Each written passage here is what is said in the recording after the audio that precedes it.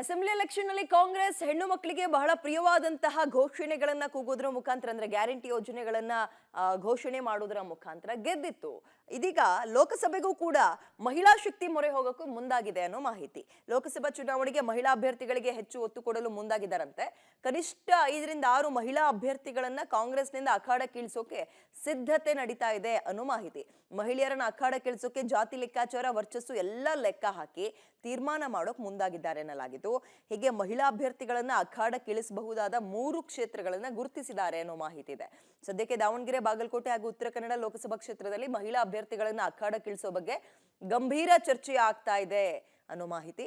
3 ಕ್ಷೇತ್ರದ ಪಟ್ಟಿ ಕೈ ನಾಯಕರ ಕೈಲಿದ್ದು ಇನ್ನು 2-3 ಮಹಿಳಾ ಕ್ಷೇತ್ರಕ್ಕಾಗಿ ಹುಡುಕಾಟವನ್ನ ನಡೆಸಿದ್ದಾರೆ ಅಂತ ಹೇಳಲಾಗ್ತಾ ಇದೆ.